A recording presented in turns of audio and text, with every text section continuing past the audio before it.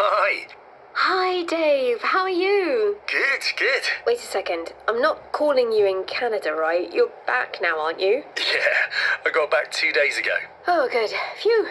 Because I wouldn't want to be calling you long distance without realizing it and suddenly... You spent a fortune on a long-distance call. No, I know, it's okay. I actually wouldn't answer the phone while I was over there if I saw the call was coming from England.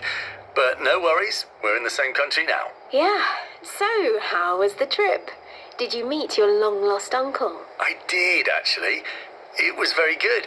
I flew to Toronto and stayed there for a few days. At first, I was really worried about my accommodation because I kept reading these appalling stories about rental flats going all wrong. Oh, was it one of those? Yeah. My friend had a disastrous experience in Barcelona with one of them. The place didn't look anything like the photos, and all the neighbours hated that there was a holiday flat in their building. Awkward situation. Ugh. Right. So as I was saying, I was really worried because I heard these stories. And at first, I couldn't find the place. Turns out I was in the wrong building. It was next door and on the top floor. And wow, Jean, this place was fabulous. Really spacious with these floor-to-ceiling windows and the most scenic views of the city. I could see the lake and the whole city skyline and skyscrapers from my bedroom.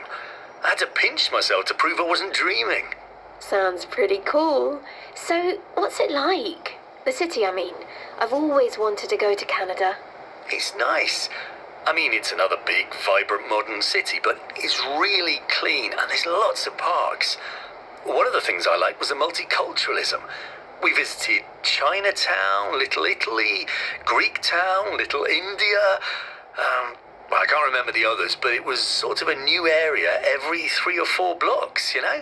Hey, is it true that there's a whole part of the city that's underground? I read that somewhere about Toronto, or saw it on some TV show. It's true. I asked about that.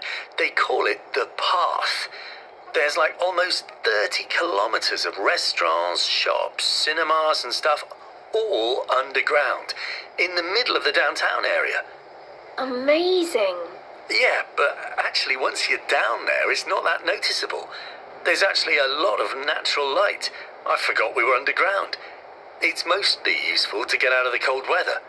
What temperature was it while you were there? It was still only November, but it was getting cold.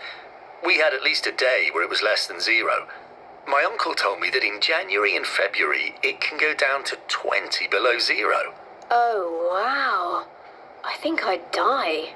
Yeah, and the worst thing was what they call the wind chill factor. So they say the temperature is 0 degrees, but -8 with the wind chill. So it feels like -8. And my uncle said the wind chill factor can go down to -40. Stop it. You're making me feel cold just thinking about it. So how was meeting your uncle, the famous Uncle George? That was great too. He lives outside of Toronto in a cottage by a lake. Really tranquil and unspoiled nature. I'm dying to see photos. You want to meet up soon, or are you too jet-lagged still? Yeah, I'm actually free tomorrow if you like.